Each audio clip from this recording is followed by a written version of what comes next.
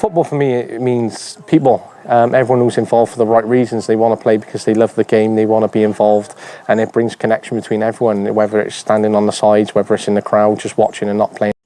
And with football being for everyone, whether you're a coach, a player, an aspiring player for the future, someone seeking a scholarship, a teacher, a youth worker, a professional, a volunteer, someone seeking to get involved in the game, a volunteer parent, whether they're reflecting on their journey and how they can understand their grassroots team, an aspiring academy coach, an academy coach yourself, no matter what and no matter where you're listening, this podcast is really for you.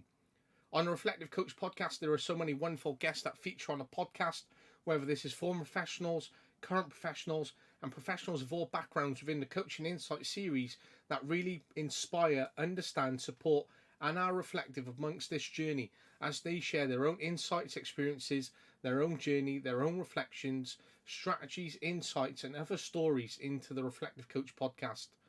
Each week features a new guest, and each new guest brings something new to the podcast. I've been so lucky to have so many wonderful guests on, and you can really listen to all the episodes on Spotify, YouTube, and Podcast Addict, with continuous updates on Twitter and LinkedIn. By subscribing, commenting, following, engaging with all the posts amongst social media, you can really keep up to date with all the episodes. Yeah, for sure. I think like the well-roundedness that I've been able to experience has been great to kind of form the coach I am today.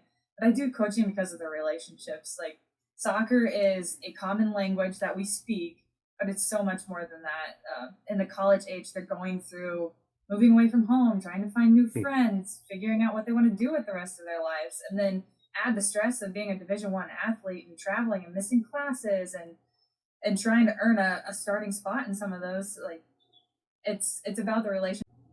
Yeah, I say I'm a conversation coach. I like to ask a lot of questions to make them think, to make them come up with the answers.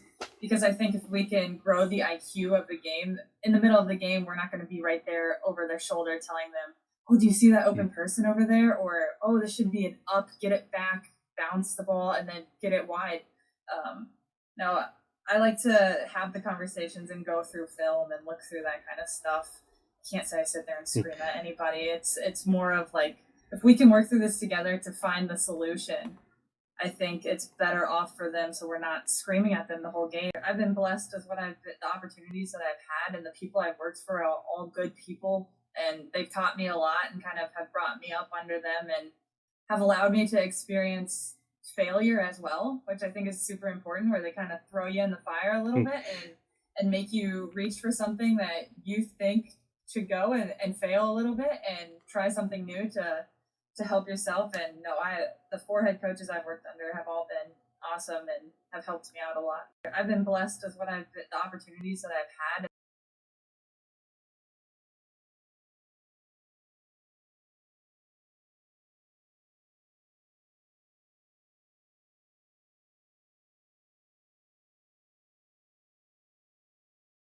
Okay? I'm doing well, thank you. Good, glad to hear. How's your day going? It's going well. Yeah, training, and we have a game tomorrow, so just prepping for all that fun stuff. Hey, even better, nothing better than a bit of training and then a game to follow the next day. Very exciting times, of course. Exactly, yeah. Middle of season, just keep going, right? Yeah, for sure. Middle of the season. So how many games in are you? Well, I shouldn't say middle. We're almost a third into it. We've played 4 games, 2 exhibition and 4 games. Oh, right, okay. And how many games do you play then in total? Hopefully more with postseason, but I think we're around that like 17 mark. Yeah, that's a good amount of games to have. Yeah, we have a couple more weeks of non-conference, and then we'll start conference about second week of September. That's good then, and it's a nice start in terms of the conference then. A few games and build upon the program, get the girls and players even more time, and that's a way to go. And very exciting times, of course. Oh yeah, it's always exciting during season. Absolutely. So, how's it going so far in terms of how your games have gone so far and the build up in towards that? Yeah, it's gone well. We have a lot of new faces with 9 freshmen on our team. There's a lot of adjusting to the way we play and our system, and they've been contributing. We've had a lot of players on the field, which has been fun. It's been fun growing, and we got a good group in. So easing into it, and they're starting to get things down, and we've thrown a couple different formations at them, and they've adjusted well. And with school starting, the stresses pick up, and it's been good to see them be successful on the field. We have two freshmen that are top scorers right now, so it's kind of fun to see them succeed early on and hopefully keep building as the season goes. And it sounds a really good place to be. Obviously, that rotation and getting the system into them, the games that you have in the games up and coming, the freshmen that you've got in, the experience in the squad, and seeing those freshmen, as you said, start off so well and be top goal scorers, and hopefully maintaining that momentum as the games go on in program, and hopefully seeing that growth in them even further. For sure. Yeah, that's what we can hope for. Absolutely. So, it sounds like a good program, and what you're doing so far is really good. But I'm not sure whether you wanted to introduce yourself, give a bit of background, and how you've got to where you're at and what you're doing.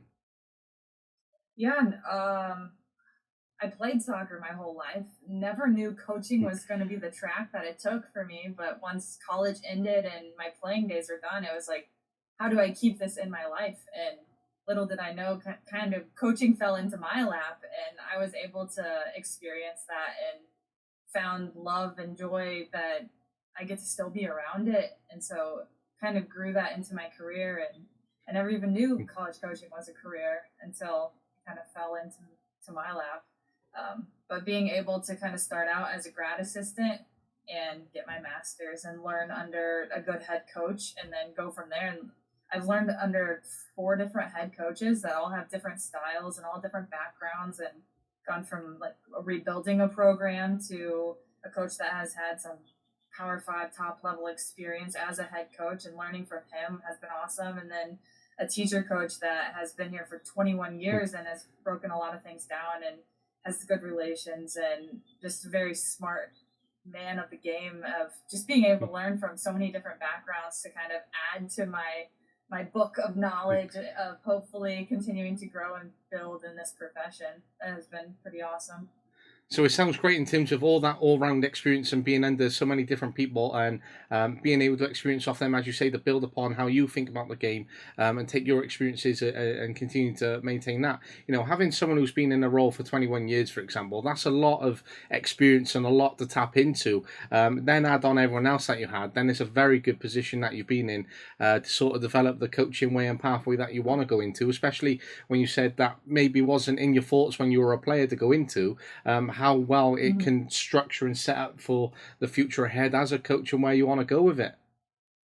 No, for sure. I've been blessed with the opportunities that I've had, and the people I've worked for are all good people, and they've taught me a lot and kind of have brought me up under them and have allowed me to experience failure as well, which I think is super important, where they kind of throw you in the fire a little bit and make you reach for something that you think should go, and fail a little bit and try something new to help yourself. And no, the 4 head coaches I've worked under have all been awesome and have helped me out a lot.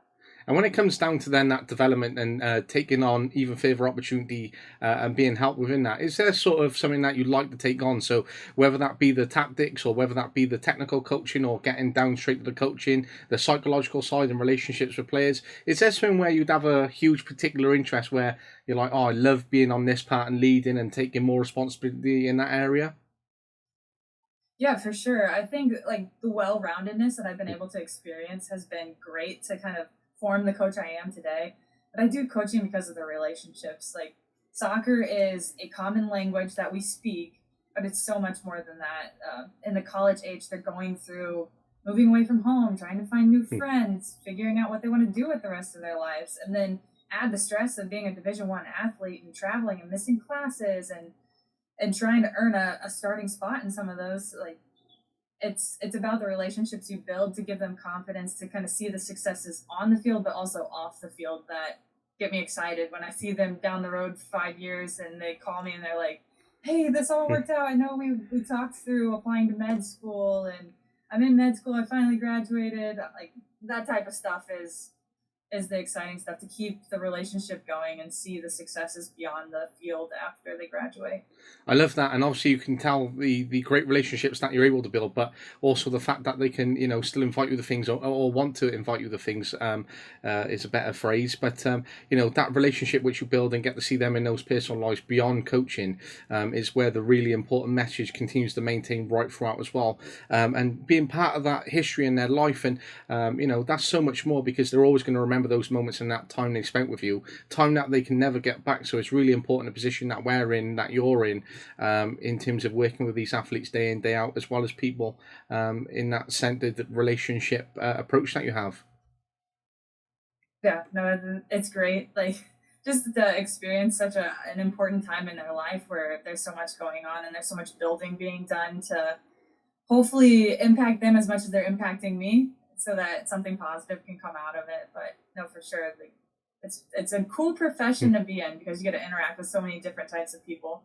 Absolutely, that's what I love about it. Is you never know who you're going to come across, and how so many different personalities, coaching them, teaching them, giving them all the knowledge that they're going to have, learning off them in the process. The highs, the lows, the tactical coaching, getting to see them technically develop, getting to see them grow into adults, the memories, the moments, the time. There's so much more than when it comes off the grass, and the real bigger picture that comes with it, and the long term story. It's a very unique sort of position to be in. No, for sure. There's no job quite like it. Absolutely. And when you say about being a coach that you are today, how would you describe that in terms of what you've said? Yeah, I would say when recruits call and ask, I say I'm a conversation coach. I like to ask a lot of questions to make them think, to make them come up with the answers. Because I think if we can grow the IQ of the game, in the middle of the game, we're not going to be right there over their shoulder telling them, oh, do you see that open person over there? Or, oh, this should be an up, get it back, bounce the ball, and then get it wide. No, I like to have the conversations and go through film and look through that kind of stuff. I can't say I sit there and scream at anybody. It's more of like, if we can work through this together to find the solution, I think it's better off for them, so we're not screaming at them the whole game, that they are growing their IQ in soccer and then figuring it out themselves, and they get more satisfaction of like, see what I did out there? Like, yeah, you got better because you've been working at it and you're figuring it out for yourself. I really love that, and I love that you describe yourself as a conversation coach, because just thinking then, I've gone in as an assistant team manager this year, and it's one of the first positions where I've actually been an assistant. We had a new girl come in, and she said she's been traveling for a year, but she played for the club like something like 6 or 7 years ago, and she said she's only been back for 2 days. So as we're doing an exercise, the head coach is leading upon that exercise and what they're doing with the players, and then we got groups sort of on the side waiting, and they're going to come on very quickly. But as this one girl was stood on the side with her group, I was having a little conversation with her, how travelling has gone, what her outlook is, how's it coming back. And I see the head coach taking the session. I'm like, is he criticising me in his head now because I'm having a conversation and not delivering technical information? But I'm like, but this player's just come in, and I think this in conversation is really important to bold her into the squad, get to know her, show the coaches are invested, but also taking a genuine interest into this person and who they're at, because they've just had such a wonderful experience of travelling for a year. What information can they offer in terms of that? And I think for me, that's the way I've always been, and I've been very lucky where my teams have always got on with training, and I've been able to pull players out and have conversations with them, or I'm having conversations upon the side with them, or I've got a coach able to deliver that. And that's just something where I've always pitched myself, is in that psychosocial side. I love having conversations with the players. I love having that time with them. And I love that you're sort of in that scope of things as well. Yeah, same mindset for sure. If you earn their trust, then they come to you with so much more, and they want to grow and learn for you and under you and then for themselves. Yeah, no, I agree with you. I love that, Big part of it. A huge, massive part, and just to have that time with them, because if they're coming in and they only have a certain amount of time in training, and then they're going off and doing their academic studies, or they're going off and life is going on, and you've only got a limited time with them anyway. I think just having that conversation is so much more than that 1 hour session that you had, where they might take so much more away for that for the rest of the night, rest of the week, and so on. Mm-hmm. No, I completely agree. Yeah, for sure. All sides of it.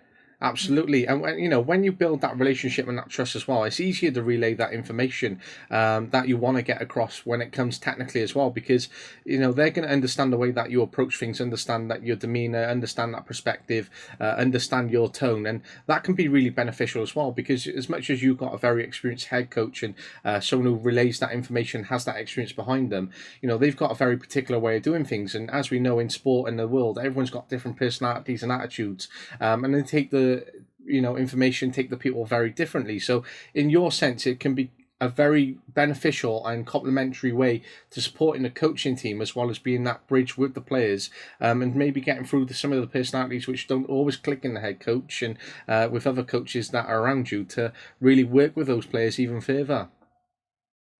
Yeah, for sure. They feel comfortable going to one coach over the other, or yeah, you can come alongside and aid in a different way than the head coach is aiding, to hopefully like get the message across and be on the same page and produce something out there from it. Absolutely, and being able to work with all these coaches and establishing your own way of thinking about things, and being a conversation coach that you are, whilst you get a framework and a way that you'd like to approach the game yourself, how do you sort of like to approach the game? What style would you say you had in terms of whether it be attacking, defending, counter attack, balanced team? How would you really describe the way that you like to approach that in terms of a technical way then?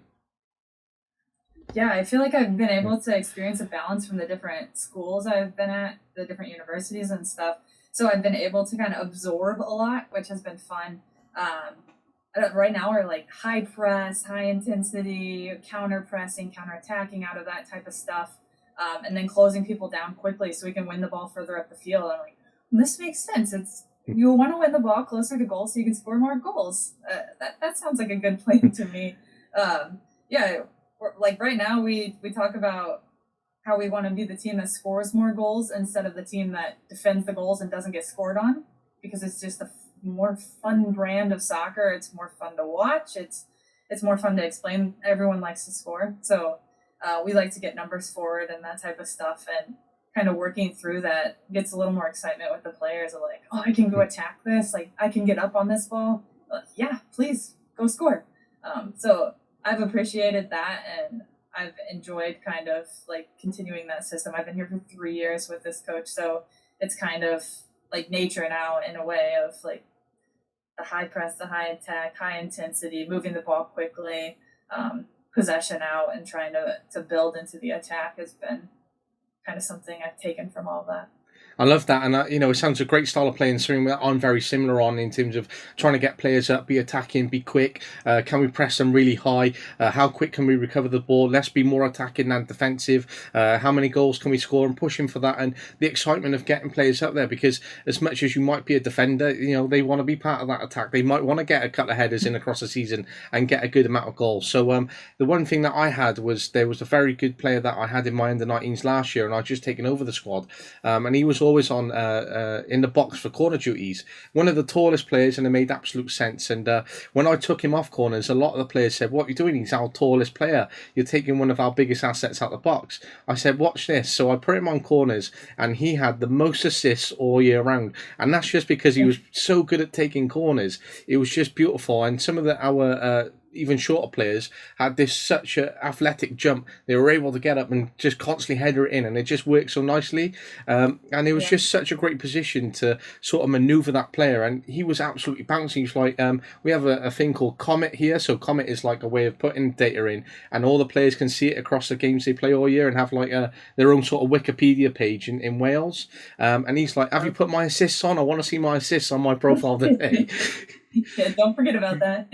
Absolutely, but he was bouncing off it, and I was just that was such development for him, because the other assistant coach had always played him traditionally as a centre back and boom in the box straight away. But I was like, he's got more of an attacking outlet. He's got assists now. He's being involved in corners. You were seeing improvements on his crossing. He's starting to become more confident. He's got crossing and link up play and communication, which is improving, and that is such a great outcome to see, rather than just stick him in the box and not actually rotating or utilising a position where we could actually see the development of a player in this position. Yeah, and put them in positions to stretch them. And what we always think, it's like it may not work, so moving them around and finding different things. yeah, it makes sense to put the tallest player in the box. But when they're good at something else, let them be good at that. Absolutely, and that's where the art of coaching comes into play, I suppose. Yeah. And when balancing it all and figuring it out, yeah. That's it, yeah. That's why we love the game and love what we do, and certainly why we approach it and bounce off it when we get to see the outcomes play and come into effect. Mm-hmm. Getting the result out of after you spend so many hours just moving pieces around and doing the whole analytical side of trying to structure these people different places. Yeah, it's fun to see the result out of that. For sure. And when you get your players up the pitch and you're getting more players forward to try and attack, how do you sort of complement the defensive part then? Is it getting really athletic players to track back and make those recoveries? Is it having a very strong unit at the back? Is it then, you sit off a little bit and invite the defense to come at you so then players can get back? How does the defense sort of complement the attack that you get when you push a lot of players up to be attacking? I think that when they press initially, like you lose the ball up that high, if somebody can get on them so quickly that other players can recover, it's putting a lot of trust in our back line as well. If whoever stays back there, we usually leave two back there at the most, and it's like we do trust you to do the job. You just have to keep track of everybody and then organize as we kind of fall back into shape. But it's putting a lot of faith in those people, which we have young people back there, which is a little more stressful for them, but I think they've done a good job handling it and then stepping to the ball quickly. We have some fast people up top to slow the play down so we can recover. That's kind of falling back into that. And again, it sounds like good because those young players get that trust at the back and you're able to see the confidence grow in them. But then it can be hard because say that you counter attack really quickly and then you might have a 4-on-2 and then they go and concede. They're going to take things off that where we might go, yeah, that's okay. We're going to move, focus on it in training. Don't worry about it and we'll build off it. But for them, they can really take much away, certainly as a defensive unit. And that's something that we really struggled on at the end of 19s last year. We were conceding a lot of goals at the back. And it wasn't like we were conceding off a lot of corners. It wasn't conceding through the build-up play. It was just mistakes at the back, and that's effectively the unit at the back that we were having. And it was at times we had, due to personnel that we had available, and we had to sacrifice other players being at the back. Some players not as athletic as some of the others, and it was just costing us constantly. So there was one player, the absolute focus of my mind, who was losing a lot of confidence very quickly. And as he lost that confidence, he then started to no longer want to play, and he dropped out of the squad by the time we got to February. And then there was another defender very, very similar to him, not as athletic, and he maintained it right throughout the year, but he had absolutely a low on confidence. And no matter what, you give him a start, you bring him off the bench, you rotate him, you put other players alongside him, you try to improve that. But just at the end of the day, if they don't have that athletic side and they're not willing to develop that athletic side of them either and put in that extra time, then you're a forced hand at times because they have to take that ownership over the abilities that they have. And it can be difficult then because you're sacrificing other players in their style of play to try and make up for the players who may be lacking in those positions. Yeah, it's definitely a balance on where you put people and how you place them. And speed is such a big thing. You go and recruit the athletic people that are going to be able to adjust to that game because the speed of play is just so much faster going from high school to college and trying to figure that out. And you try and maybe hide the not so athletic people behind other more athletic people are surrounded by that. But we also try and give them successes in training too, of where maybe their numbers up so they can find those successes in training to help build that confidence to know okay, I can handle this person, whether it's the outside back going one-on-one and finding some successes in training just to build some confidence up for the game. But then we back up by a little bit more athletic center back that's going to cover for them just in case. And it is all a balance. It is a strategic game of how to, what I like to say, whatever you're good at, just be really good at that thing that you excel at. Whatever your niche is, if you can excel at that niche, then we can bring other things up around you. But yeah, everyone has to continue to work to get better, and athleticism is one of the biggest ones. I love the 2 points within that. I love the one point whereby you talk about giving successes in training, and trying to develop that confidence and really bringing up those highlights to instill those conversations and do instill those moments whereby you can improve the player's psychological output in terms of that. And I love what you say about excel what you're good at, and really trying to push yourself to be there. And that was a thought that I was having just before. We were having this conversation, so I was just cooking a little bit of tea because we're slightly later here before having this conversation. Otherwise, it's late in the night by the time we finish, which isn't a problem, by the way. I just like to get it in before rather than after, for example. But I was thinking about, a little thought that I had and actually tapped it into my phone. So your results and outcomes are the outputs of the time you put into things. This is the importance of understanding how much you're balancing, how many commitments you have, and how much time you're affording to the areas you want to succeed. And that sort of fits into your point, what you're saying there. If you're going to be really good at something, then make sure you excel at it, because we can all balance a lot of things in our personal lives or balance things within our professional areas, but we can be balancing so much that we're not actually excelling within one area, for example. Mm-hmm. No, definitely. Like if you are the best 1v1 defender on the team, go be the best 1v1 defender on the team. And if it's something else that lacks, like in the air, like your aerial game isn't great, that's what we're going to work on to bring that up so it's not lacking so much. But yeah, stick true to your roots and what you're good at and excel at those, because there's a reason we recruited you. There's a reason you're on the team. There's a reason you're playing minutes to kind of produce in that way of, we see that. We want you to continue to excel at that, and we'll help you kind of pull up the rest of your game to match that. But no, that's a great quote. I love that. I appreciate that, and I love what you said as well. Just noting that down as you said it just before, in terms of what you said, because if you're one to one defending or 1v1 defending and you're excelling at that, you might not have that all round package. So sometimes it can be hard because you can excel and get through the game, and then you might be what they say is being found out. But if you're excelling at it and then you get picked by a manager, or you become recruited and then you have other players around you, you can actually really complement the back line or complement your unit really well, because you're able to excel at that. So the one centre back next to you might be more athletic, more quicker, might get up and down a little bit more, might cover the back line.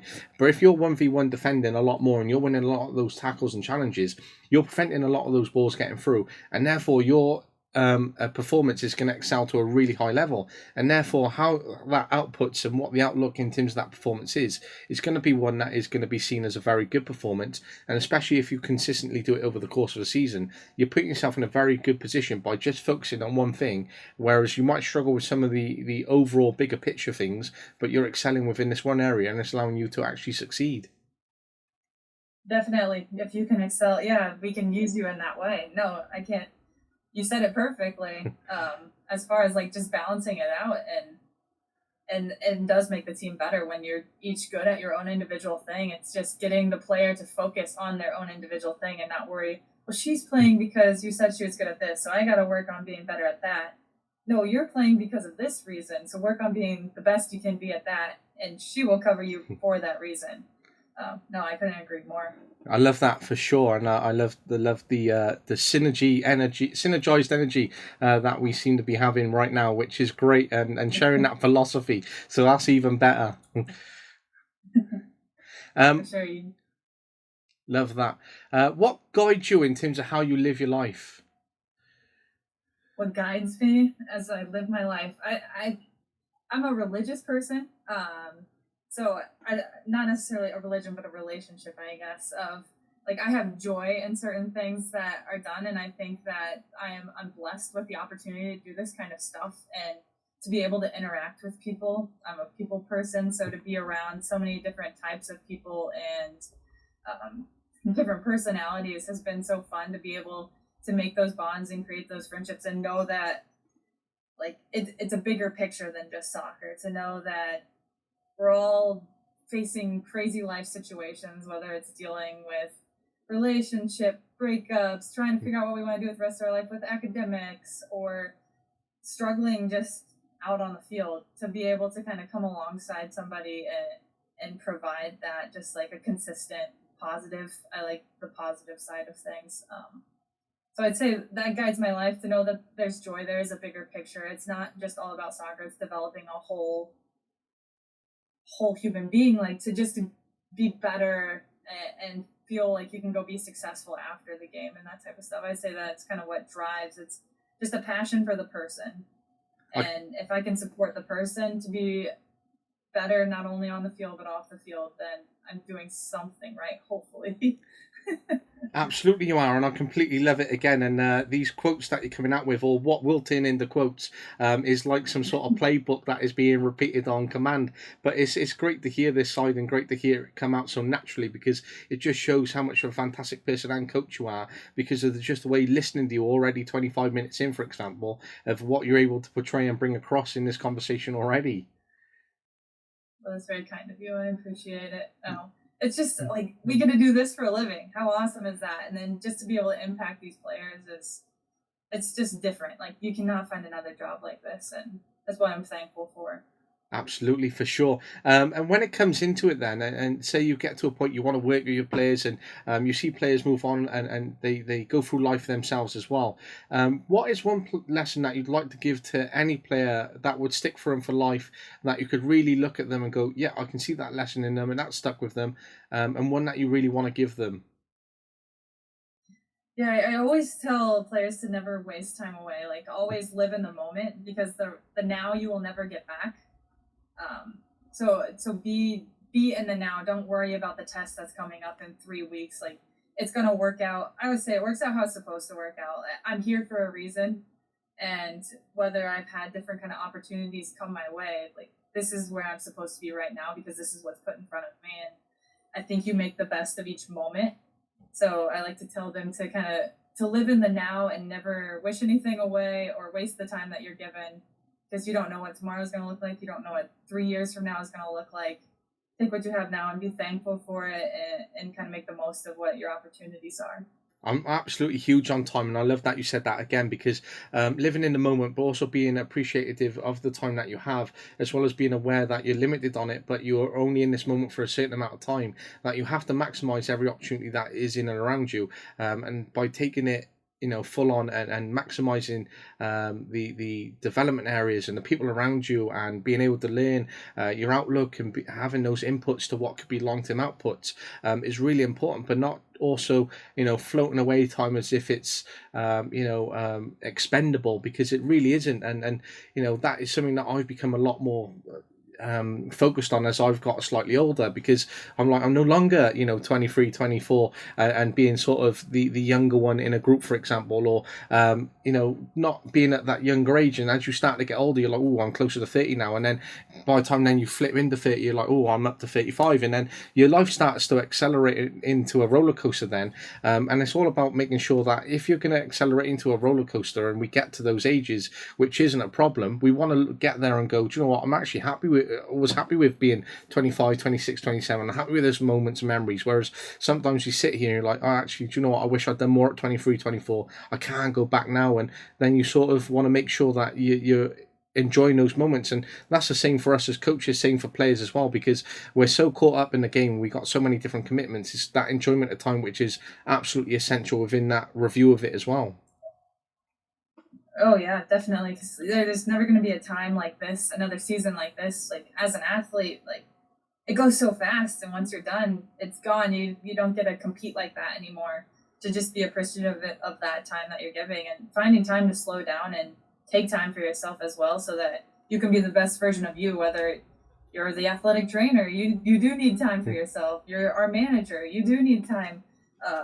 Yeah, just important to take care of yourself as well as you continue day by day, because it's a giving profession. Mm-hmm. You spend so many hours sitting there watching film or at training or at games or recruiting, so you don't have that much time to just sit there and read a book. Or I try and listen to podcasts to and from work, because that's kind of the quiet time. I get my 45-minute drive in and pump out a podcast, and you got to find those moments to take advantage of bettering yourself, because you're worried about helping so many other people as well. Again, that was another thought, as if you've read my mind before I come on the podcast, because I was just sort of reflecting on my month of where I've been off from school, because I work in a school and we have summer, and I was like, how many times have I actually been to the gym this summer? And unfortunately, I can only say twice, and one of the times was a third time, and that was I went to my granddad's first, and he wanted dinner, and I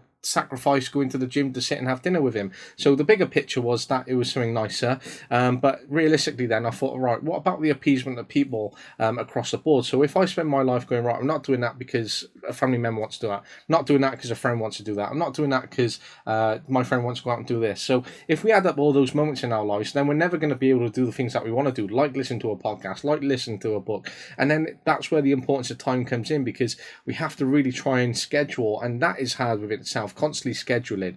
But if we have to be appreciative of the time that we have and the limitation on it, that we do have to schedule it to make sure, right, oh yeah, I went out and had tea, then I got back and read the book that I had, then I'm in work again tomorrow, and before I'm work, and getting older, I want to make sure, right, that podcast listened to, that book has been read, and so on. And that's the really important concept behind it as well. Yeah, you have to. You're giving so much. You have to feed into yourself as well. It's the give and take. Yeah, you have to fill yourself up just as much as you're filling others up.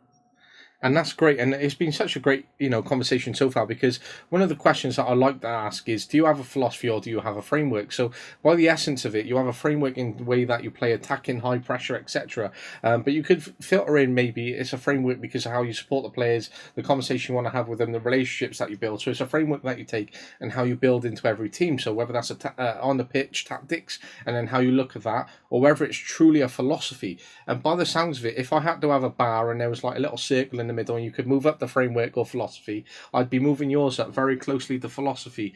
And in that sort of regard and respect of it, would you agree with that? I would say it's all a balance too of how you deal with things, how you handle things, and yeah, I think it is a philosophy of how you deal with people and move forward together. And I think that's important as well, because a lot of people say, what is a philosophy, does it actually exist? And we see a turnover of head coaches come in, and certainly a lot of coaches moving on to get the different positions. So every then coach comes in, they have their way of doing things, they want to instill different values, they have a different tactical approach, etc. And so whilst they're doing so, if you have 5 different coaches over 5 different years, you might have 5 different philosophies. But is there realistically a philosophy? Some coaches might come in, just have a framework, focus on the tactical side of the game, and then they might move on because they're having such success. But whereas if you're there and you've gone through, say, 5 different coaches, you're maintaining that philosophy of people first, despite what they might be doing in terms of their framework. So, when it comes down to it, then I would absolutely say that Rachel has such a philosophy that she instills and brings into play in how she works with her players and teams. Well, I appreciate that. I think that each person that you work for, you kind of like snag things that you like and kind of pocket some other things and go research some other things. But yeah, no, I think that with different years as a coach, like a young coach, I just wanted to absorb so much and to be able to pull different people's philosophies or frameworks of different ideas and tactics and how they relate and how they drive a culture, just to kind of put it all together and keep thinking through it and combining new knowledge from other coaches, I think is huge to kind of develop into a better coach, a better person, and hopefully to continue growing in the career of coaching. Absolutely, for sure. And when it comes down to those, say, combinations of things, what principles do you have within your players that you expect from them? So whether it's the principle of turning up on time, the principle of being dressed smart and being focused off the pitch, what sort of principles do you have within your team that you like to bring across? I think academics are number one because academics keep you eligible. Academics are going to lead you to what you're going to do for the rest of your life. So we take our academics pretty seriously here. As far as we have a lot of like pre-professional tracks that want to go on and continue schooling, so it's a high priority for us. From there, it is showing up on time. Everyone's wearing the same gear. Are we ready to go? Is training like we want the high intensity? We want the enthusiasm. We train early morning, so the first thing they do is wake up and come to the field. Are they awake and are they putting in the up to get better? And we require like these are the goals you have set for yourself. You told me you want to be this good by the end of the season. we're going to push you to be this good because we're going to expect more out of you so that we can achieve that goal together. So kind of self-discipline in that with them, they're calling each other out in that, and us kind of aiding and just being better in that, because you got to do all the little things right to make the end result the best result it can be. So it is wearing the same shirt. If somebody's not wearing the right shorts, they're out doing their punishment. If someone's not on time, they're out doing a little punishment. I don't know if we're allowed to call that anymore because punishment is so frowned upon, but to set the standard. And then we ask a lot out of our upperclassmen to set the standard for the new group coming in, and to keep the standard rising as we add new people, so you can continue to build and the culture sets, and you can continue to just get better as the years can go on. I completely agree with you there, and I'm on the same wavelength as you. And I can sort of reflect on the team that I've gone into as a first team assistant coach this year. And just they're a very good team. It's a good program. But for me, the standards aren't exactly where I'd pitch them or want them to have. So, for example, at training last night, there was a bit of tardiness because not everyone's in the same training gear, and just even that doesn't look as professional as it could be or should be. And they're up and coming. They've had like 6 or 7 pre-season games. They've got the league coming up. I'm like, all the kit and that should be sorted. They should be sharp and looking smart for training. And so I was asked to deliver the training session 2 weeks ago when the first team coach was on holiday. And I've always had the expectation of that I'd have my session set up. I'd have it very structured, so we might go into a rival activity, into a warm-up, then our technical work into a small-sided game. And they'll just flow very nicely. But as soon as the players turn up, they know automatically, fist bump, boom, straight into the arrival activity, whether that be passing, whether that be build-up, whether it's a little shooting exercise. They got a little arrival activity. So I planned in an arrival activity with this team and this group, and I've never coached them before realistically on my own. I've never taken a lead on them. I've only been with them a handful of weeks. So I'm like, right, I want an arrival activity. So by the time the players actually turned up, they got changed into their boots, and then I said, right, we're going to get started now. There wasn't really that arrival activity, so it turned up into a bit of a warm-up because they're not used to coming in and going straight into ball work or straight into a session. They're used to coming in, having a good 20-minute conversation, sitting on the side, and then getting into a bit of a session. I'm like, that's not for me. I want my players to turn up, boom, kit on, bag down straight away into that arrival activity. And that's one of the principles, for example, that I absolutely want to instill in terms of the expectations upon how I want my team to be in and around training, how they focus, how they turn up, being in the mindset for it, and getting ready to go as we mean to go on, for example. Yeah, you're setting the standard early, which sets the tone of the training session. Absolutely. Yeah. The balls have to be pumped and the cones have to be sitting out so that we're ready to go. Yeah.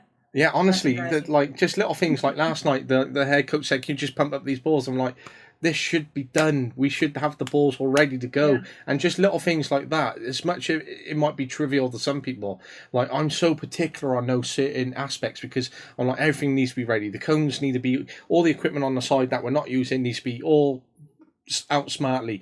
Everything that then we got set up is already set up for us to transition to. The balls are already pumped up and sharp, so we're maximizing our contact that we got with them, but we're also looking a lot more professional because we're able to get straight into the swing of things. Yeah, you're saving time on things that, like, you don't have time to waste setting up cones. You're very limited in the time you get with them. Yeah, no, I'm the same way. Everything has to be laid out before they even come onto the field because we don't want to waste time setting up cones while they're getting a drink of water. Then you're losing 5 minutes of them they're conversating over there and they're kind of losing focus, and we're trying to get dimensions down or something like that. Everything needs to flow nicely. It sets the tone, and it sets, I think, a more intense thing, and you get better from it. Absolutely agree once again, and I'm glad that we're on the same wavelength in terms of that. And looking towards over the course of your season, then an outcome at the end of it. If I had to ask you at the end of your season, what does success look like? What has success looked like? What do you want it to be at the end of the season?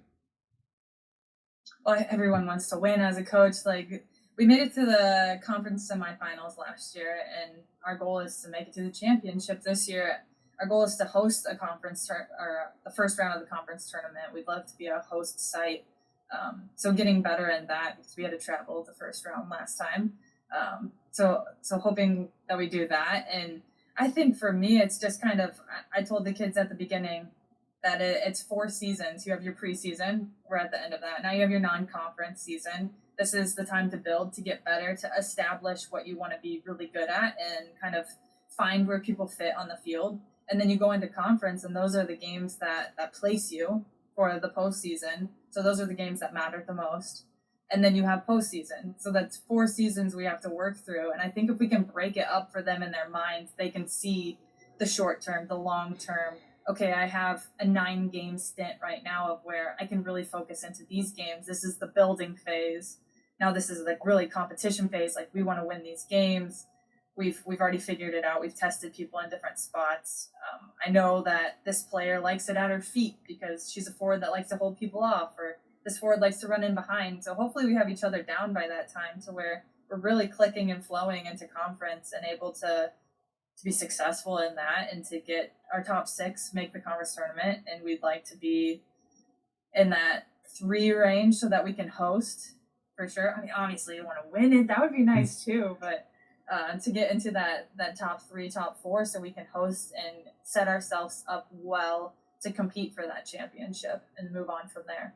I love that, and I love that you talk about that short term, the long term, how that outlook can come across, and how you can support players within doing that, and certainly what success looks like, the output that you're gonna try to achieve, what you had last year, how you're approaching it this year, and that's a really important aspect in terms of considering what you have done in terms of how you take that forward and what you build upon in respect to your players, and working with your players to understand the approach and getting that through to them is a critical moment in terms of how you really build upon what their understanding of the game is, understanding of the program, understanding the expectations yourselves, and how they take that forward.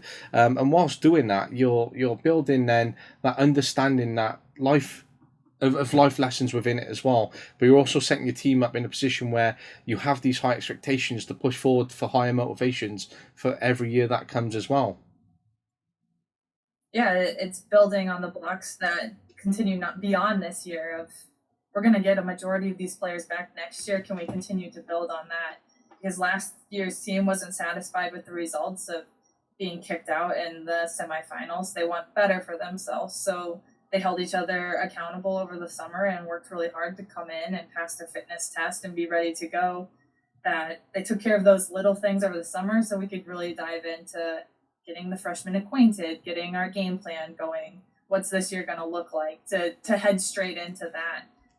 I think it's just building steps from one year to the next, and the upperclassmen are the ones that kind of bring those freshmen along to get them pulled up to the level and the just kind of what the standard is, and that not only like the culture but the playing. Absolutely, for sure. And when you're approaching that season and you're looking at that success and you're trying to build upon game by game, and also you want to try and have that outcome of winning the conference and getting into the championship, etc. When you're approaching game by game, how much detail and information do you give the players on a game by game basis across the year? I think it's a decent amount as far as like going through scouting reports, watching film. But we also want to focus on us too, of breaking down like here is where we weren't as successful in the game. Here's where we kind of failed or we lacked to see these certain things. So we'll focus on us as well, Alex. I think if you're not getting better in the things that you're not good at, it doesn't matter what the other team does. You have to be good at the things that you're good at.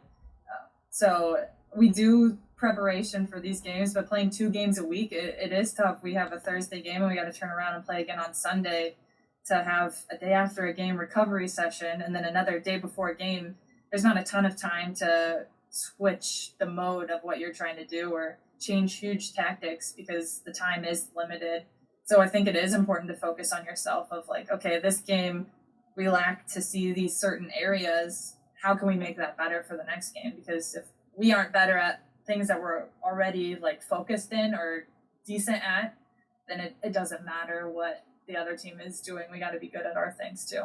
Again, another top quote and another key takeaway there as well, because it sounds like the amount of information which you can collate, if you give that information across every game session for every player and then look at how much information you were to give at the end of the season, they'd be a walking encyclopedia of information, especially if they retained it. So there's so much information going into play, but it sounds like also you're collating it in the right way and you've got so much information available, but you need to know what should happen without having too much expectation on having information game by game and building upon that way. But you're also refining it into giving the right and appropriate amount of information, which is going to be beneficial to the players and how they approach and what they take on board when you get to those games and deploy what your framework and your game plan is.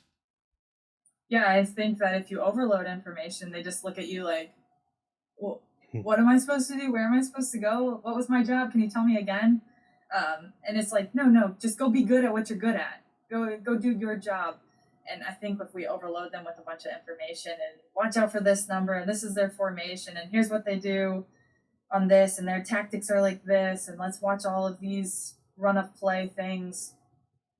I think it complicates it too much to where like soccer started because it was fun and it was simple, and I just got to run after a ball and kick it into a net. And that's how soccer started for me when I was 3, 4. It wasn't like, okay, this player, yes, we want you to get smarter. We want your IQ to go up as you continue on, and we hope that your soccer smarts go up along with your skill as you're here with us. But I think if we overload them with too much information, it's almost a detriment instead of adding to their bank of knowledge of, like, they know what they're doing. If this person's fast, okay, I gotta step off of them and I gotta cut them off early or whatever it may be. I gotta bump them out of their run route of getting the ball instead of just saying, like, do what you're good at.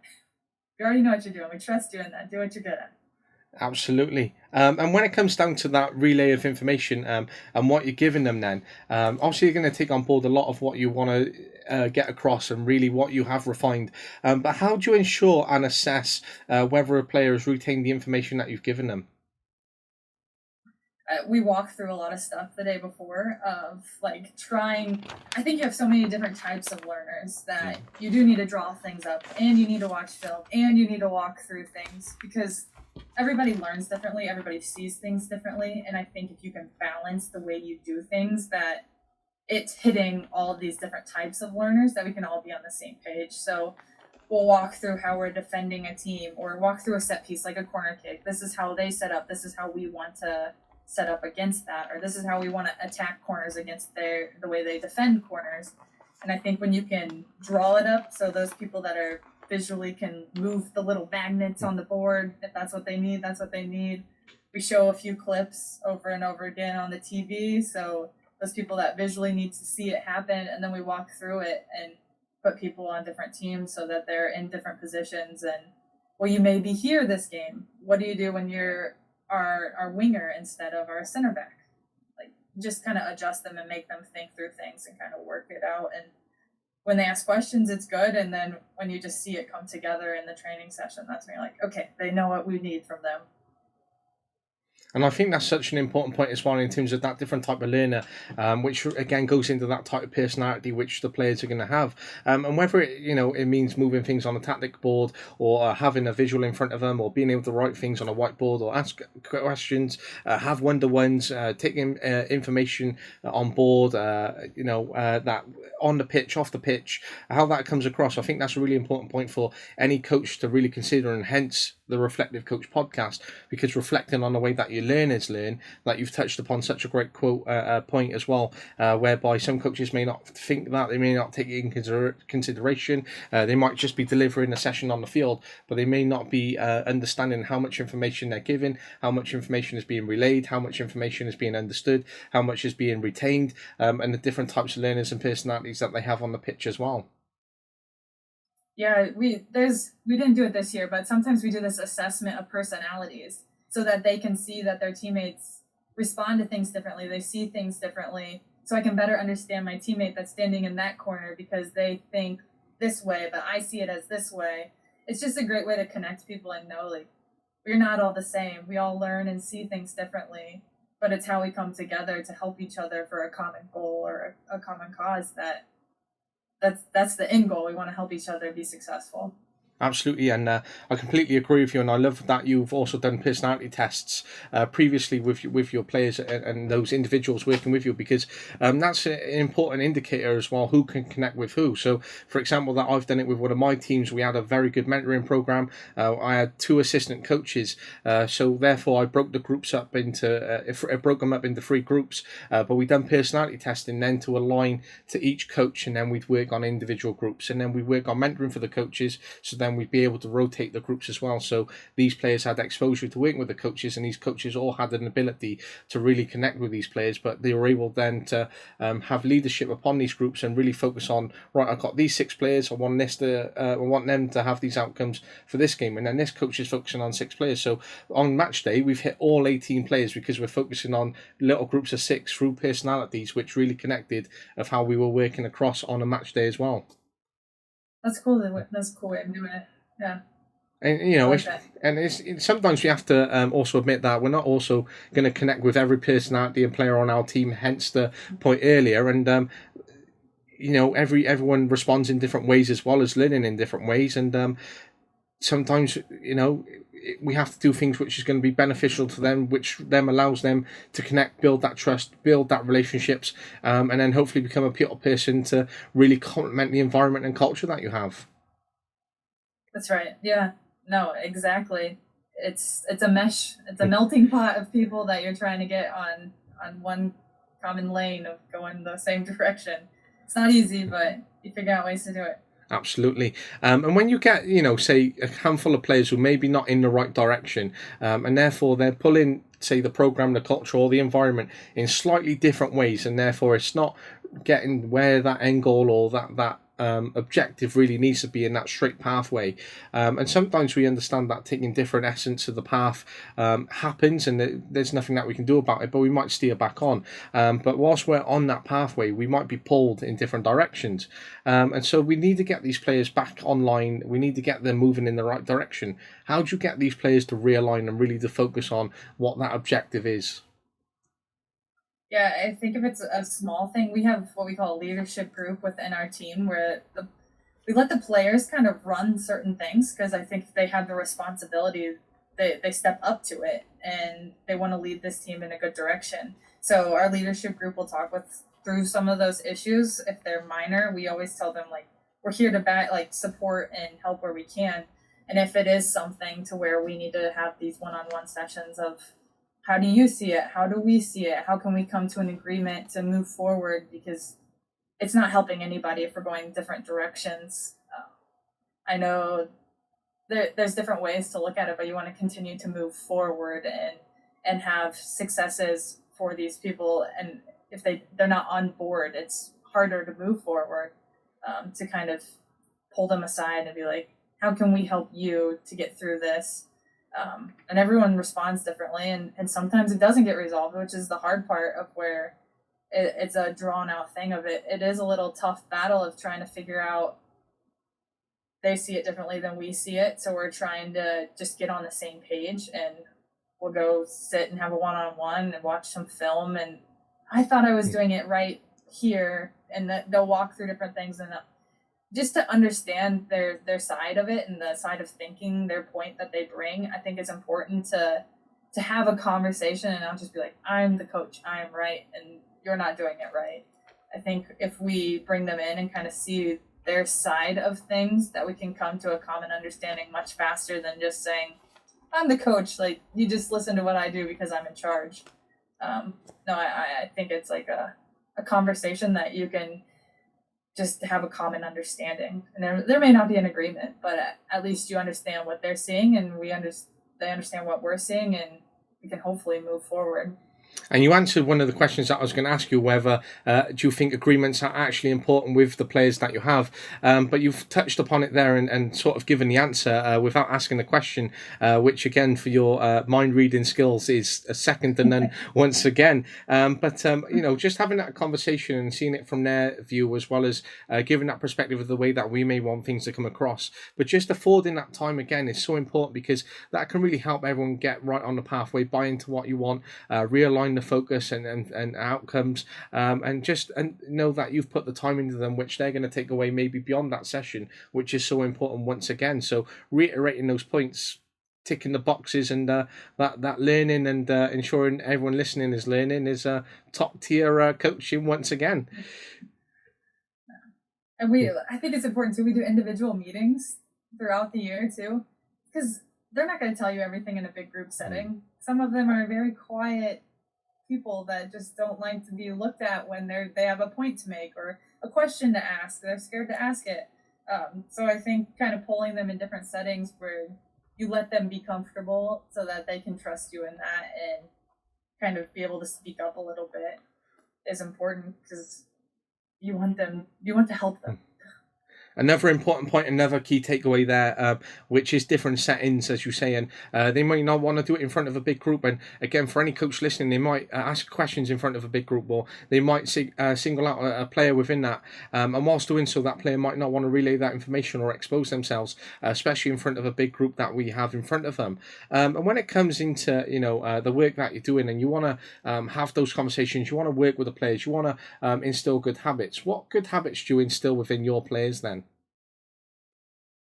We like to make them talk to each other. Like they got to figure some things out themselves. Kind of to your point of what you're talking about, we have like a freshman that's really scared to boss the senior that's starting next to her around, because I'm just a freshman. Is she going to listen to me, or is she going to be mad that I'm yelling at her to pinch in? Like to instill the confidence and know like we all have a common goal of like winning and wanting to do better and be successful in that it's okay to rip into somebody. We trust what you have to say, so to be comfortable in that, I think you just have to instill confidence into the players, because when they're confident in themselves, they can let something shine from them that they feel a little more comfortable doing the things that they're already good at, and building that trust with them, knowing that you trust them in moments of we're putting you in there because we know you can do the job. And if they feel like you have their back in that, I think that they can step up into that role. Again, another top quote, and again, really important area, which is allowing them to really shine, and then they can take that away through what they can then instill as good habits through the opportunities to really work with each other, problem solve, develop those relationships, and really take an ownership and accountability for how they go about doing that as well. Definitely, if they feel comfortable and confident in that, their game just gets all the more better. Absolutely, and whilst you're working with all these different players, and you've had this opportunity to work from all these different coaches, you get to work with the players, you have this philosophy, you have different styles that you work with players, you've got these different personalities, you're continuously learning off them. What has been the biggest lesson that you've learned so far as a coach? So many lessons. Goodness, you almost like stumped me there, because there's so many things that you take away and so many things that you want to carry with you in different situations, that to invest in the person is just the biggest thing, because once they can gain confidence, they trust you, they perform better because they know that you're supporting them. And I feel like it's been a common theme that we've kind of talked through, but I think it is so important of the relationship piece, because young females just want someone to believe in them and someone to push them to be better. And if they have somebody backing them, I shouldn't say just young females, because everybody wants that. Everybody wants the to know that somebody has their back, or to know that they're doing well in certain things. I think that if you can build that side of it, it can produce something greater, and they feel comfortable kind of being pushed out of their comfort zone to achieve something more than they have before.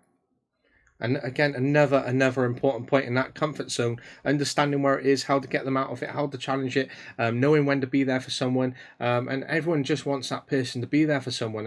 And for especially young players as well, because they might be in that program, they're away from home, they got new friends, they got different experiences, they've got this academic study they have, they're performing within a team, and they're going to feel that their family are completely away from them, or they're a phone call, and having that phone call and that different connectivity to someone that you need to speak to is very very different. So as a coach and someone who gets to see them every day and maybe spend more time with them than they are with their family because they're away from them, you have such an important place and role within their lives. And just by being there for them and by being, as you say, the conversation coach, they're able to have that time with you and understand, you know what, I'm very lucky here because I've got a great opportunity where I have someone who's here for me, someone who believes in me, someone who cares, someone who's going to take the time on, and someone who I can just have a phone call, or someone who, even better, I can go and see in Rachel by being here in the team. So you play a very important role in what you're able to bring with the players that you work with.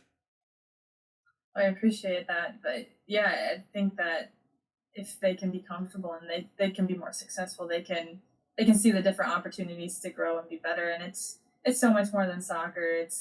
It's working through life situations. It's providing the support where they don't have it because they are far from home. Like, we have an international player on the team, and she's working through some things, and just to know, like, mom and dad are so far away, but you have 26 teammates that want to take care of you and a coaching staff that wants to take care of you. I feel like that's the type of stuff that gets you through the tough moments of knowing you have the support and knowing it is like a family, because you do spend more time with them, more like you're with them every day. You live with them, you eat with them, you travel with them. It's a lot of time together, but you got to make it fun too, more than just the wins and losses. It's building beyond that.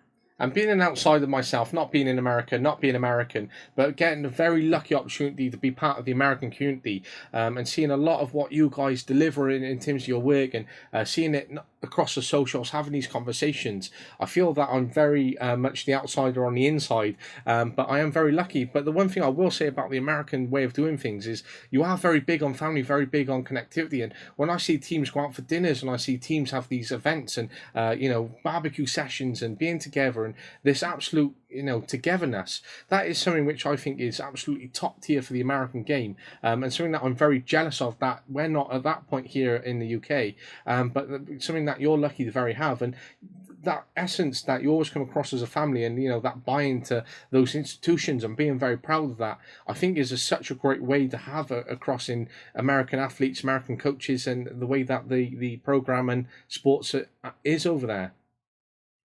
I think you're right, and I think it translates into play and into what you can do and produce. Like, it all correlates together.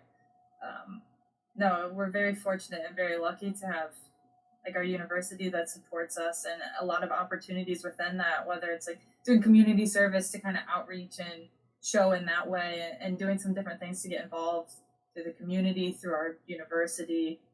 But we're very fortunate with what we've been given, and we try not to waste any of that away, and tell the girls, like, not very many people get to be picked for a Division I team. I think it's like 7% of female soccer players get to go play Division I soccer. That is not much. Like, you're very blessed and fortunate, and you were chosen for a reason. And we want you here. We want you here. We want you to be successful. So we want to provide those resources. We want to provide that time that we pour into you, so that hopefully you feel like you have gained something very invaluable here. And that's such a great outlook and a great approach to have with them, as well as a key message to instill within them to ensure that they know where their position is, know how lucky they are to represent the institution, knowing what they have to do to get into that 7%, for example, and the work that really has to be put into it. And it's a game by fine margins, it's a game by performance, so it can be a tough place to be at times, but that's the game that we choose to be in, the game that they choose, and that's the way that it works out at times. But getting all that all round, that togetherness, that family, the moments, the memories, the relationships, the moments that they can have is so important to really take within life, that importance of time and being able to reflect upon it as well. Yeah, I think that's the stuff they carry on with them. The friendships. Like, we've had so many alumni come back because our head coach has been here 21 seasons. So many alumni have come back, and they're still friends. They're living together. They're raising their kids together. It's just a cool atmosphere that a lot of people don't get to experience, and it carries on for so many years. It's just a special thing to be involved in sports and athletics and competition through different avenues of that, to set you up for life and give you lasting friendships that carry on beyond this. And that's great that they have that. It's great that you're setting up to do that. They got that experience upon the program as well. And whilst you're in a very lucky position whereby you've worked under different coaches, been in different environments, and having the exposure to those different experiences, when you've gone into those new environments and new teams, is there a certain thing that you look for first, that you assess, that you go, yep, let's change this, or maybe I have a suggestion to maybe improve this area? Yeah, I feel like when I was looking at different places, it was because I was a young coach, I just wanted to continue to grow under different circumstances of like this person has this experience, this and I've learned a lot from that. It's different areas to put together from that and then hoping to bring a little bit of something from we did it this way at my last university I was at. Like, do you think this is a good idea? Let's work through and talk through different things. I think the coach that I work for now is a teacher coach where he loves the game and loves studying it and will work through almost like nerd out on it sometimes of some of these tactical sessions. If this person goes here, what does this open up? And to be able to talk through that and throw some ideas of each year, I think that you gain a little more knowledge, a little more confidence in yourself to be able to say, hey, I have this idea. Why don't we do this possession drill because this provides a look at it this way and this way? Or going into our game tomorrow, we're looking at a different tactic to defend because they're super athletic. It's a good team. And how about we rotate this way? And for him to look at me and be like, I like that. Now let's talk about it a little bit more and dive into it. Um, I think to be able to have the confidence to have those conversations and then feel supported, but also be able to say like, no, that's not a good idea. So how do we make it a better idea? And to learn from those moments of like, okay, I'm still learning, I'm still growing. I think you are continually learning and growing throughout your whole life.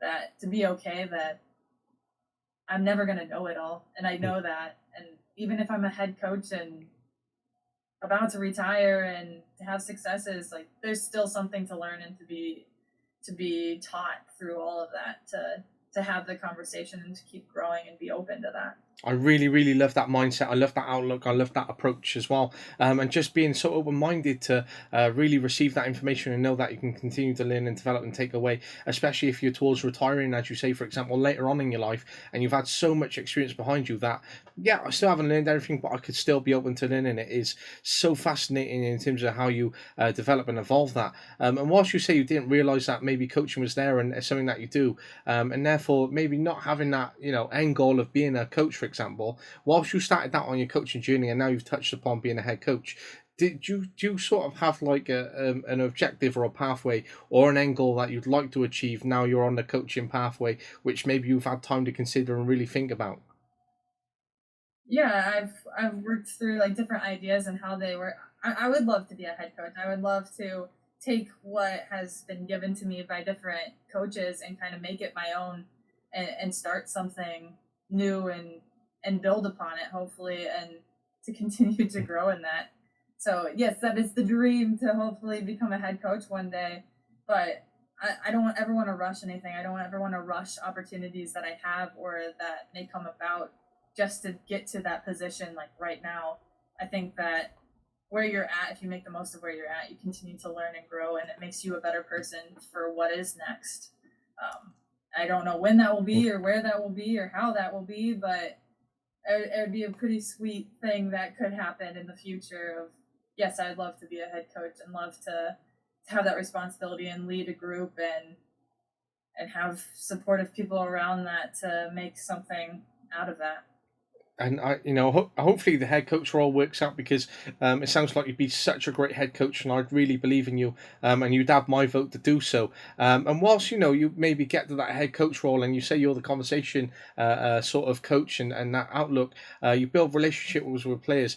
Head coach comes with a lot of accountability, a lot of responsibility, and obviously then a lot can shape how different that role could be. So whilst you could be in a head coach role and say you've been in there for 4 or 5 years, and it was take you more and more away from the players in terms of relationships, conversations, that connectivity, and it was more about say operations and how you deploy that and getting coaches into a certain role. would that be a consideration of maybe then, right, it's time to move into a role whereby I can get back to my philosophy, back to being the conversation coach, back to what my real roots are of loving working with the players? Is that a big consideration which is maybe in the back of your mind at some point? No, I know exactly what you're saying because I've had this conversation. I'm actually married to another college coach, but he coaches American football. So we've had a lot of conversations about this of becoming a head coach.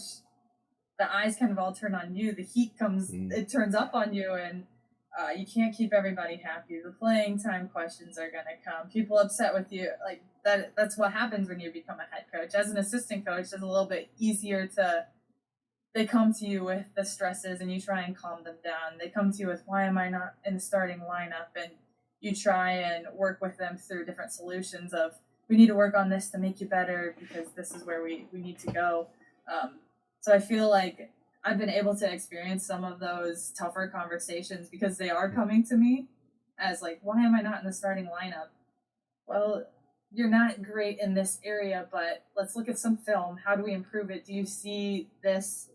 Your passing out of the back isn't great. Like this is the instances where we need it to be better. So how are we going to fix that? And being able to work with them through that stuff, I feel like I've been able to have some of those harder conversations. But I know it's like, being a head coach is not easy. I get to witness it of how you just take the wrath of some of the things, and nobody's happy with you all the time.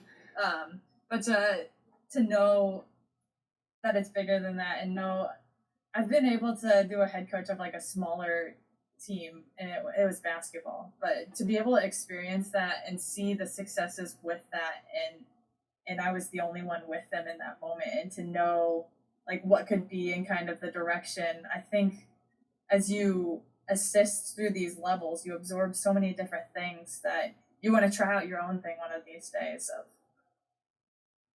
of all the stuff that you learn. You just want to put into action and see if it can work. And it's great that you have that outlook, you have that understanding, and you sort of had those conversations, but you still have this outlook towards being a head coach, because sometimes you might have that objective, but you can talk yourself out of it because of some of the external factors and variables that come with it. But to still stay focused and to maintain that and know what will come, and there will be harder times because that's the nature of the job, and that's what comes. It's one whereby it can be very exciting, one which is going to have its highs and lows. And you're going to be in that position to do so. But when you get that head coach role, I think you're going to be a fantastic head coach. Well, I appreciate it. I'll slip you some money later for saying all these nice things. That's right, no problems. It's all worth it, and meant in the right way, of course. Well, I appreciate the kind words. No problems at all. And how do you develop a competitive nature within your team and environment then?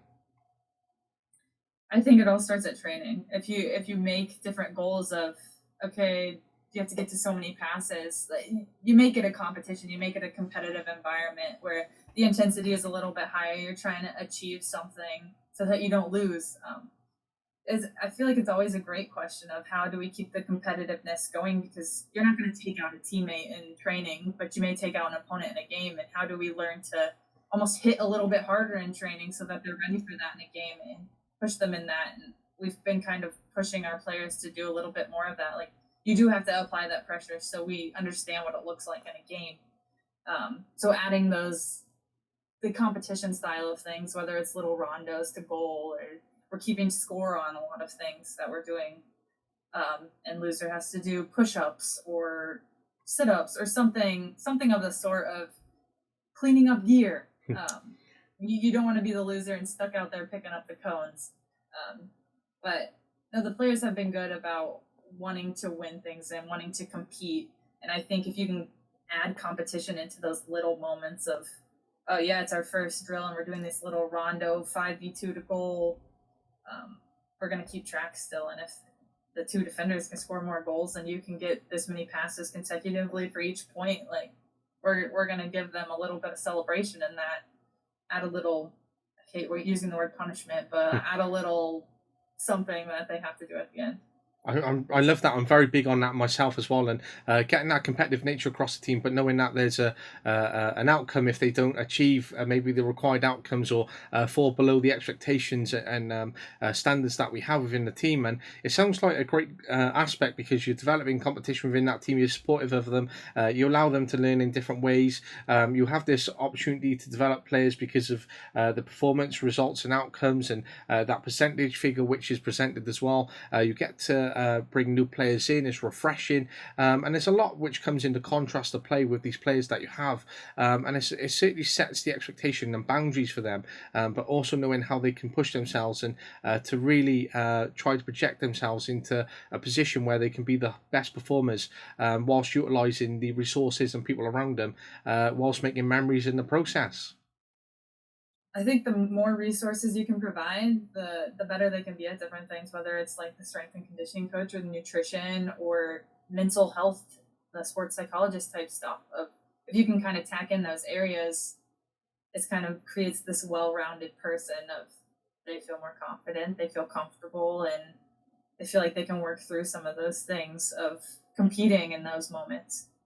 I love that, and it's been such a wonderful conversation. Naturally, taking down a route of how you work with players, those conversations, those relationships, how you can get through in terms of that mental side, what you're going to do on the outlook of the future, how you've got into coaching, how you've been able to learn off them, different types of approaches, personalities, different types of learners, that competitive nature, the comfort zones, life situations, what you instill with them, the investments, the support, the different types of settings, what you're trying to achieve for the year up and coming, and there is so much which we've covered just through such a natural conversation. I think it's just tailored it into such a wonderful time spent with you this afternoon / this evening, and I really appreciate it. And it's been such a wonderful insight. But before I let you go, I'd like to do a quick fire as I do with all the coaches who appear. Okay. It's not to catch you off guard. It's not to throw you off. They're just some quick fire questions which I do with everyone. Okay. Bring it on. Love it. If you had to have someone describe you in 3 words, what 3 words would they be? To describe me? Yes. Oh boy.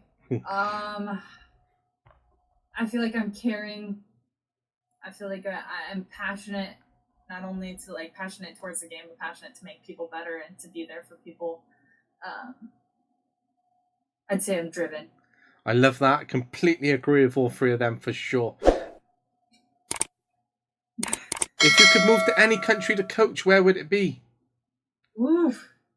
I'm very fortunate to be close to home right now, actually. So my parents are down the road from my university, so I get to see them a lot along with my sister.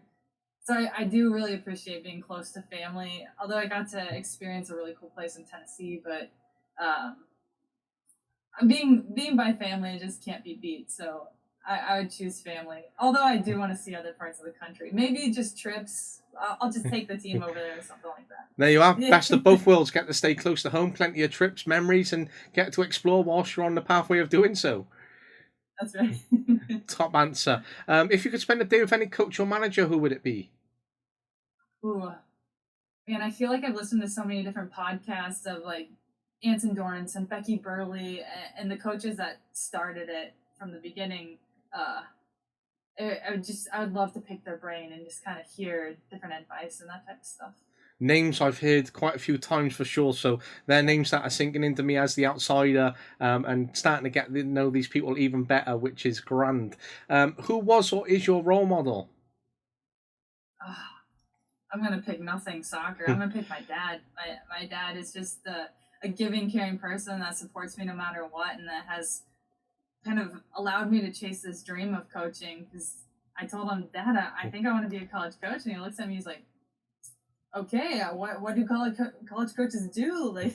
Okay, we're gonna figure this out. But just he's the person I always call and the person I look up to. So my dad's kind of my hero and the person I look up to. I love that, and I bet he really loves that as well, which is beautiful to hear.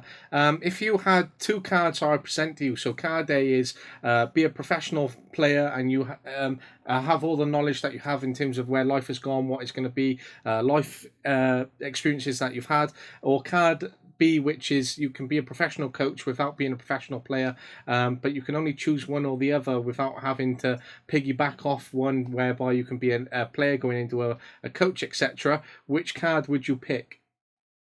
Man, that's tough. I feel like I've learned so much more as a coach than a player because you just go out and do as a player. But to experience the level of competition and play would be pretty awesome. Am I answering both?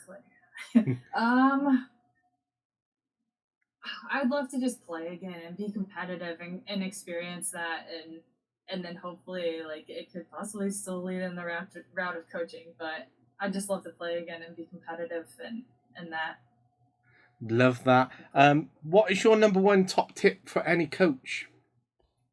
Top tip: absorb, ask questions. Don't be afraid to ask questions because you're always going to be learning. I don't want to say older coaches. Coaches more experienced. That sounds nicer.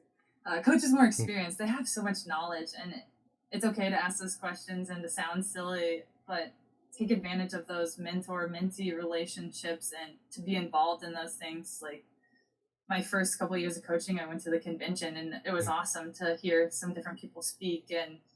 And I'm joining a mentor-menteeship with a different head coach, and she's not in soccer either. But to hear an insight of that and be able to surround yourself with people that are going to challenge you and push you to be better and to make you think outside the box, because I think being uncomfortable is super important because it makes you better at what you do and better under pressure. I absolutely love that once again, which is brilliant. What is one job you could take in terms of coaching if you had the choice of any coaching job across the US, across the world, and you had the free reign of handpicking the one you wanted? Oh, that is tough. Oh man, that is very tough. I think I'd pick a little bit warmer, so I want to go south, not face the winters. Jeez. Even just to experience what's been going on at like a North Carolina, a UCLA, Central or the Florida, like I don't know. It's so hard. If you weren't coaching, what would you be doing?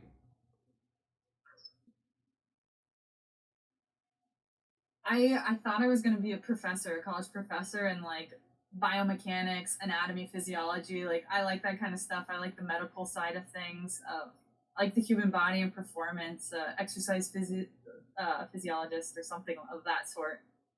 Maybe professor, so I could still be in the route of the college age students. Very interesting, very smart indeed, of course, to be professor at those levels. That honestly, so smart, of course. Who is your all-time favorite player? Ooh, I'm gonna go with a good old local person, Lauren Cheney. Yes, I I've always heard. enjoyed watching her growing up. She's a little bit older than me. I didn't get to play against her at all, but just to watch her grow up and then play in the American system and do well and be successful and kind of represent like the faith-based again too was pretty cool. I love that. What is your biggest pet peeve in coaching? When the equipment's not out there and there's flat balls, I think it's that kind of stuff. I think that's the little discipline stuff that should be handled. I know we talked about that. I hate when the flat balls show up at practice and then we're wasting time pumping balls. Fab. Totally agree. What is your favorite thing to do in your downtime? Ooh, I like being outside. Anything outside, whether it's just sitting in a hammock or going kayaking or hanging out with family, that kind of stuff. Beautiful. Big family person. Beautiful. What are your 3 non-negotiables? Oh goodness. Man, I think you have to be willing to learn. I think that there is definitely non-negotiables. You're stumping me because these are so quick. Be willing to learn, be willing to grow in that aspect. Be willing to push yourself to different things and try new things. Be willing to step outside your comfort zone so that we can grow together. I think if you come in with an open mindset and wanting more and passionate in that something that want to be better, I think we can get along just fine moving forward. Top negotiables for sure. What does reflection mean to you? I think it's taking time to step away from something, to see a bigger picture, to take time to digest it and really like study into this has happened, this is what's going on, this is what the future could look like. I think that if you back away and see a bigger picture, I think that's kind of reflecting on something and diving into different aspects of it. Love that one for sure. If you could have one book or recommendation, what would it be? One book or recommendation. I'm trying to read through so many books that have been recommended to me. Right now I'm going through the tough stuff because it was recommended by the head Michigan coach in a podcast. So I'm trying to read through that. That's the book I'm on now. I love that. One that I've just started today it's about the coffee, leadership principles from a life at Starbucks, recommended by Hutton Sharp, and so this is a continuous learning curve off me, and that's where I tend to have a load of books off every podcast, which I continue to learn from. But I love this all-round circle of learning. Yeah, no, perfect. Definitely. And the final one: what is one thing you enjoy most about coaching? I know I've said relationships so much, but it really is just to be able to hopefully leave a lasting impact, because they are impacting me, just to build something beyond the field of understanding somebody and what they've gone through, and hopefully providing a little bit of positivity and support and consistency in somebody's life. Of they're going through such a weird time in life, to hopefully provide some of that so that it can continue on beyond their days here. Such a beautiful end to what has been such a top tier episode and time spent with you, and I really appreciate you coming on. I really appreciate how quick this was to organise and you coming onto the podcast, and it honestly has been such a wonderful conversation, an insight into you, insight into the program, the outlook and the approach, and everything that I sort of wrapped upon and touched upon earlier. But honestly, it's been such a great time, and thank you for coming onto the pod. No, thank you. I'm glad we were able to connect quickly, and I appreciate your time, and this has been a ton of fun, so thank you. No worries, absolutely. Well, take care. I wish you best luck on your program, and I look forward to seeing you tweeting about it even more. Oh yeah, will do. Good luck to you too, and hopefully we'll see you soon. Yeah, definitely. Well, bye.